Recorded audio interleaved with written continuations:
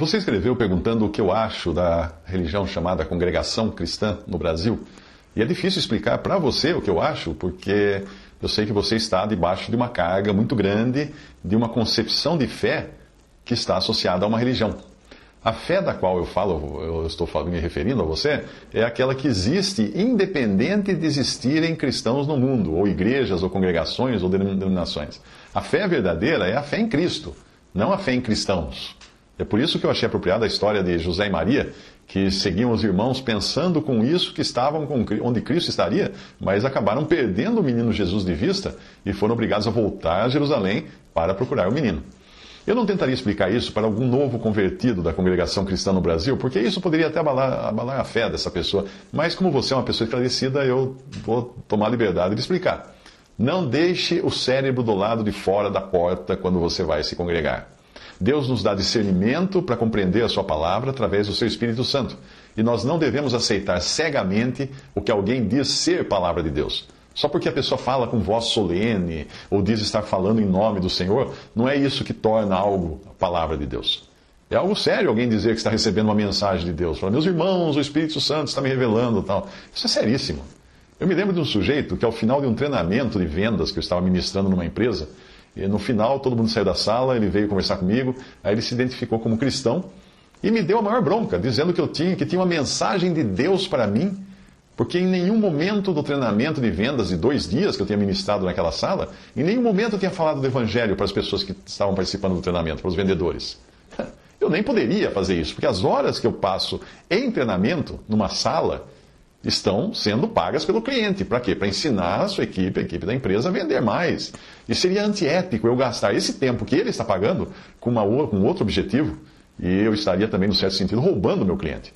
Existem outras ocasiões que são propícias e nós devemos aproveitá-las. Eu, muitas vezes, nesses eventos, no horário do almoço ou na conversa informal com as pessoas, eu acabo falando alguma coisa do Evangelho. Mas ali, no meio daquele treinamento, daquele curso, não seria apropriado, não era o caso. E aí a minha resposta a esse sujeito que veio me advertir, dizendo que fazia isso em nome de Deus, que tinha uma mensagem de Deus para me falar, a minha resposta foi que, quando ele chegou com essa história de que tinha uma mensagem de Deus para mim, e ele não deixa, ele simplesmente estava usando de uma artimanha, e é uma artimanha, que muitos pentecostais usam, para não deixar margem para contestação. Percebe? Isso é um truque. Como você vai discutir com alguém que está afirmando ser a boca de Deus para comunicar especificamente uma mensagem para você? Deus mandou eu trazer essa mensagem para você. Pronto, e aí? Como é que você vai falar? Não vou ouvir. Horas. A Bíblia diz que o profeta que tiver a presunção de falar alguma coisa, alguma palavra em meu nome, Deus está dizendo, né? Que eu não lhe tenha mandado falar, ou o que falar em nome de outros deuses, esse profeta morrerá. Deuteronômio 18:20. Era essa lei do Antigo Testamento. Não ia sobrar muitos aqui hoje desse mundo pentecostal, não é? Moderno. A única referência que nós temos hoje para saber se alguém está falando algo de acordo com a palavra de Deus é a própria palavra de Deus, a Bíblia. E não a presunção da pessoa que se diz profeta em afirmar que está fazendo aquilo com autoridade vinda de Deus, etc. Não. Como eu já disse, os varões de Bereia, eles foram chamados de mais nobres, porque eles compararam o que eles ouviram dos primeiros discípulos ali, dos apóstolos, eles compararam com as Escrituras. E é isso que você deveria fazer. Não confie nos seus sentimentos, porque os sentimentos são uma manifestação das emoções, e muitos sentimentos têm origem na carne. Nós ficamos profundamente tocados por um filme romântico, um filme de terror, ou qualquer coisa, mas isso não tem nada de real. É uma coisa que é a carne, é o nosso ser natural que se emociona. Se alguém falar, diz a Bíblia, se alguém falar, fale segundo as palavras de Deus, para que em tudo Deus seja glorificado por Jesus Cristo, a quem pertence a glória e o poder para todo sempre. 1 Pedro 4:11. Portanto, o fundamento da sua fé deve ser Cristo, não os cristãos, ou uma congregação, ou uma organização cristã. Não. Você diz que a igreja ensina isso, ensina aquilo. Não existe nenhum lugar na Bíblia que mostre a igreja ensinando. Porque a igreja não ensina, a igreja aprende. Essa ideia de que a igreja ensina é um erro que foi importado do romanismo, do catolicismo romano, e contraria até mesmo a ordem estabelecida por Deus de que as mulheres não devem ensinar. E a igreja é o quê? Aos olhos de Deus? É uma mulher, é a noiva de Cristo. É o Espírito Santo quem ensina, fazendo com que nós compreendamos a sua palavra. Existem aqueles que ministram a palavra, ou seja, profetizam, falando então da parte de Deus, mas não mais no sentido usado por muitas denominações, como se a pessoa estivesse sendo o canal direto da voz de Deus, sem possibilidade de contestação, ou trazendo uma revelação que nunca tinha sido trazida por ninguém antes. Não. Os que profetizam, em 1 Coríntios 14, devem ser julgados naquilo que dizem. Ali diz assim: falem os profetas 2 ou 3 e os outros julguem. 1 Coríntios 14, 29. Ninguém hoje pode falar com a mesma autoridade que tinham os apóstolos ou profetas, como Ágabo, ali no Novo Testamento. Ninguém. Os apóstolos e profetas foram dados para estabelecer o fundamento da casa de Deus, do qual Cristo é a pedra principal. Mas hoje não existe mais apóstolos e nem profetas, no sentido dos 12 apóstolos, ou de Paulo, né? E nem os profetas que nos deixaram o Novo Testamento. Quem profetiza hoje é alguém que fala daquilo que já está na Bíblia. E não alguém que diz que está recebendo uma revelação inédita da parte de Deus, não. Por isso, quando ledes, podeis perceber a minha compreensão do mistério de Cristo, Paulo escreve, o qual noutros séculos não foi manifestado aos filhos dos homens, como agora tem sido revelado pelo Espírito aos seus santos apóstolos e profetas. Efésios 3, 4, versículo 5. Assim já não sois estrangeiros nem forasteiros, mas concidadãos dos santos e da família de Deus, edificados sobre o fundamento dos apóstolos e dos profetas, de que Cristo é a principal pedra de esquina, no qual fundamento todo edifício bem ajustado cresce para templo santo no Senhor, no qual também vós, os cristãos agora, juntamente sois edificados para a morada de Deus em espírito. Portanto, a igreja, e não uma denominação, a igreja, que é o corpo formado por todos os lavados pelo sangue do Cordeiro, todos os que verdadeiramente creem em Cristo, a igreja está sendo edificada com as pedras que são os salvos. Sobre que alicerce? O alicerce que foi construído 2000 anos atrás e foi formado pelos apóstolos e profetas do Novo Testamento e pelo próprio Cristo. Ninguém coloca pedras do alicerce nas paredes, porque agora o que nós temos são paredes só. Se alguém hoje se declara ter a autoridade dos apóstolos e profetas do alicerce da casa de Deus, vai ter que explicar isso direitinho para o Senhor quando chegar a hora. Por quê? Porque é um usurpador de uma autoridade que Deus não deu a ninguém, a não ser aqueles apóstolos e aqueles profetas lá do Novo Testamento. Profetizar hoje não é no sentido de trazer uma revelação inédita. Profetizar hoje é apenas proferir o que os apóstolos e profetas já disseram no Novo Testamento. Eu me preocupei quando você disse que segue a tal congregação cristã no Brasil. Existe uma diferença enorme entre seguir uma denominação religiosa e seguir a Cristo. Quem segue uma denominação religiosa tem um compromisso com alguma coisa que os homens criaram. Ainda que tenham criado dizendo-se dirigidos por Deus, que ouviram a voz de Deus, que tiveram a revelação, etc. e tal, são homens. É seguir homens.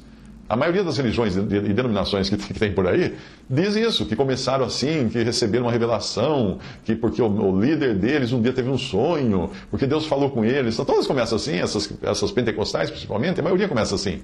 E se você seguir esse tipo de revelação, sem conferir tintim por tintim na palavra de Deus, você está roubada.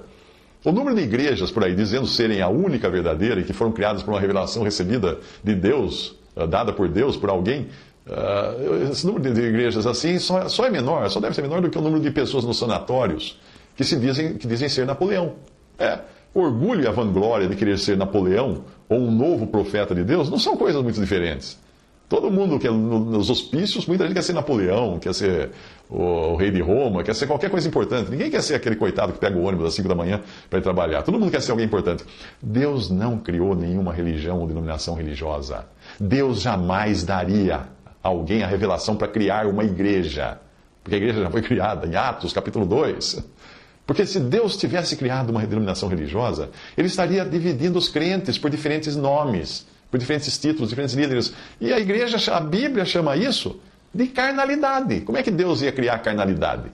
Paulo escreve, a respeito de vós, irmãos, escreve aos Coríntios, fui informado pelos da família de Cloé que há contendas entre vós. Quero dizer com isso que cada um de vós diz, eu sou de Paulo, e eu sou de Apolo, e eu sou de Cefas, e eu sou de Cristo. Será que Cristo está dividido? Porque ainda sois carnais, pois havendo entre vós inveja, contendas e dissensões, não sois porventura carnais e não andais segundo os homens? Porque dizendo um eu sou de Paulo e o outro eu de Apolo, porventura não sois carnais? Isso está em 1 Coríntios 1, 11 a 13, 1 Coríntios 3, de 3 a 4. E eu usaria aqui das mesmas palavras de Paulo, né? Para dizer algo assim, porventura dizendo eu sou batista, eu sou presbiteriano, eu sou congregacional, eu sou metodista, eu sou assembleiano, porventura não sois carnais? Por quê? Porque essas coisas dividem os cristãos por diferentes nomes que Deus não deu. Uma vez um judeu me disse que se Cristo fosse realmente o Messias, o mestre da sua religião teria ensinado assim. Mas como os tais mestres não ensinavam assim, ele continuava no judaísmo, olha só. Como se a única responsabilidade recaísse sobre os tais mestres. E que é claro que esses têm responsabilidade maior, mas a responsabilidade por crer é individual. É a alma individual que está em jogo. Não deve seguir homens.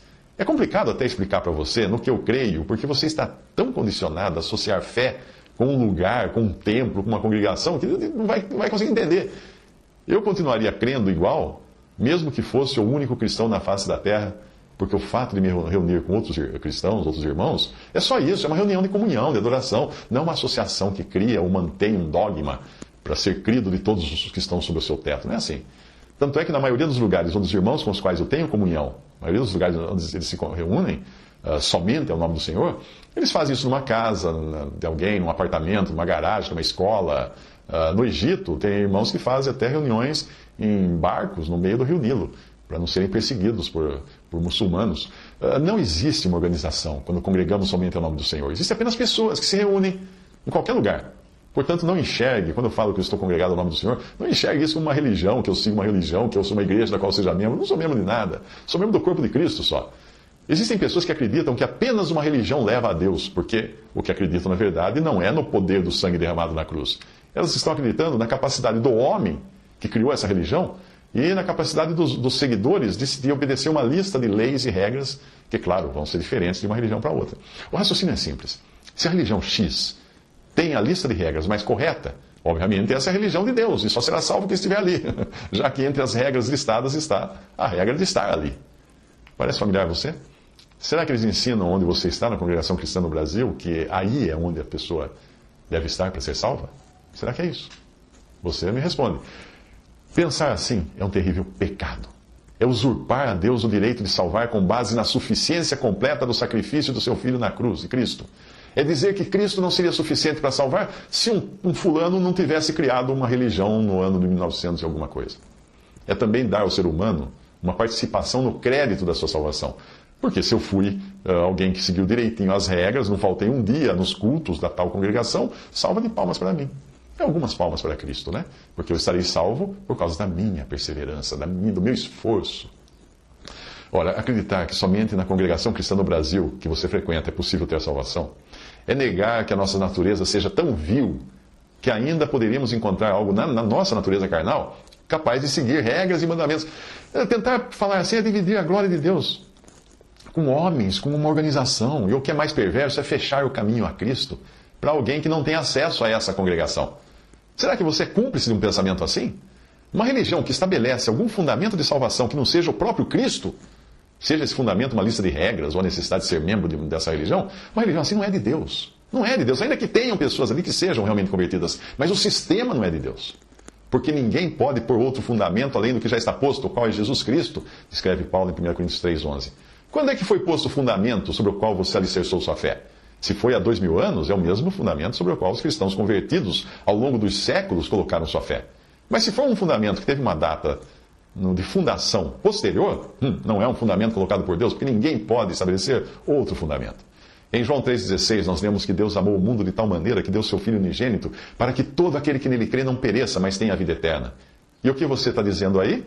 Para que todo aquele que não faz tal e tal coisa, ou que não pertence, ou todo aquele que pertença a determinada congregação não pereça? É isso que está dizendo aí? Não, não é assim que está. Diz apenas para que todo aquele que nele crê, que crê em Cristo, não pereça. Não para todo aquele que frequenta um determinado lugar de reunião. Não é isso. O apóstolo Paulo escreveu uma carta aos crentes da Galácia, os quais afirmavam que para ser salvo era necessário não apenas crer em Cristo, mas também guardar a lei, ou seja, praticar determinadas obras. A eles, Paulo responde assim: ó insensatos Gálatas, só quisera saber isto de vós: recebestes o Espírito pelas obras da lei ou pela pregação da fé? Sois vós tão insensatos que, tendo começado pelo Espírito, acabeis agora na carne? Gálatas 4, 9 a 10. Paulo compara o fato de seguir regras ou a lei para ser salvo como carnalidade. Tanta carnalidade quanto dividir cristãos por diferentes nomes. Só Cristo morreu para nos salvar. Só Ele pode nos salvar, porque Ele morreu na cruz e foi castigado por Deus ali, no lugar do pecador. Todo aquele que crê em Cristo tem a vida eterna, está salvo eternamente. Isso não depende do que nós fazemos, deixamos de fazer, mas do que Cristo fez. Isso não vem de vós, é dom de Deus, diz Efésios 2,8. Portanto, a nossa salvação depende exclusivamente de Cristo e da sua obra. Não depende de nós, não depende de igreja, não depende de templo, não depende de pastor, não depende de profeta, não depende de nada. Se dependesse de qualquer coisa dessa, a glória não seria de Cristo, não seria de Deus. Se dependesse de nós, a nossa fidelidade não seria de Cristo, seria nossa glória. Mas graças a Deus, que nós, pecadores, sempre propensos a pecar, Cristo quis nos salvar e toda a glória vai para Deus. Quando um pecador vem a Cristo arrependido do seu estado pecaminoso, isso só acontece por obra do Espírito Santo no seu coração. Pois é o Espírito Santo quem nos convence do pecado, como fala em João 16:8. Então, pela fé, o pecador crê que Cristo tomou seu lugar na cruz, carregando o seu pecado, o pecado do pecador ali na cruz. E quando o pecador assim crê, Deus lhe dá a salvação que é completa, Deus lhe dá o perdão que é completo. Essa pessoa nunca mais perderá a sua salvação, porque é uma dádiva de Deus. Efésios 2:8. Nunca essa dádiva será tirada por Deus, porque os dons, as dádivas e a vocação de Deus são sem arrependimento. Romanos 11:29. Você tem a Bíblia aí, confira. Deus não tira a salvação do crente e ninguém mais pode fazer isso. Porque estou bem certo de que nem a morte, nem a vida, nem os anjos, nem os principados, nem os potestades, nem o presente, nem o porvir, nem a altura, nem a profundidade, nem alguma outra criatura poderá nos separar do amor de Deus que está em Cristo Jesus nosso Senhor. Escreveu Paulo em Romanos 8:38-39. Bom, eu acho que eu escrevi demais, falei demais, e a minha preocupação é sincera, creia-me. E pondere isso à luz da palavra de Deus, não à luz do que eu ou outra pessoa disser. Peça que Deus esclareça isso para você. E outra vez, não deixe o cérebro na porta da sua igreja lá. Deus ordenou que o que for falado deve ser julgado, e o padrão que nós temos para julgar é a palavra de Deus e o seu Santo Espírito que habita no crente. Antes, eu só me sentia mal de ouvir falar nessas seitas desses pregadores da prosperidade que roubam dinheiro do povo. Essas daí faziam eu me sentir muito mal. Mas hoje, eu me sinto pior quando eu escuto falar da congregação cristã no Brasil. Por quê? Porque esta rouba de seus membros, não o dinheiro, rouba a certeza da salvação. O que é muito mais grave do que roubar dinheiro, como fazem esses picaretas pastores que pedem dízimo na TV e mandam um carnê para a pessoa pagar e coisa do tipo. Vende CD e vende não sei o que na TV para sustentá-los, sustentar suas fortunas. Mais grave que isso é roubar a certeza da salvação das pessoas. E eu passei a pensar assim, em relação a essa denominação, Congregação Cristã no Brasil, depois de conhecer irmãos que abandonaram essa organização e passaram a congregar somente ao nome do Senhor. E agora eles dizem claramente que foi como se tivesse tirado uma tonelada de peso das costas. Eu conheci até um rapaz que ficou mentalmente perturbado, depois que disseram para ele que por causa do adultério que ele tinha cometido quando estava nessa religião, ele não tinha mais perdão e estava destinado ao inferno. Isso afetou inclusive a sua mente. Hoje ele tem problemas por causa disso. Também é digno de nota o fato de que essa seita, a Congregação Cristã no Brasil, recentemente alterou a sua regra de fé. Ela tem uma liderança lá no São Paulo, e essa liderança toma as decisões, e daí todo mundo reza segundo aquela cartilha. Como ela alterou? Ela deixou de considerar a Bíblia a palavra de Deus, e passou a dizer que a Bíblia apenas contém a palavra de Deus. Isso fez até com que lançasse uma nova edição do seu hinário, eliminando hinos que fossem contrário a essa nova heresia que eles adotaram, e também mudando o texto das últimas páginas do hinário, onde ele fala das suas crenças. Mas a Bíblia é a palavra de Deus. Quem argumenta que a Bíblia só contém a palavra de Deus é porque quer dar margem para seus falsos profetas se apresentarem num púlpito e falarem assim: agora eu vou trazer para vocês uma revelação de Deus, que nem está na Bíblia, não é?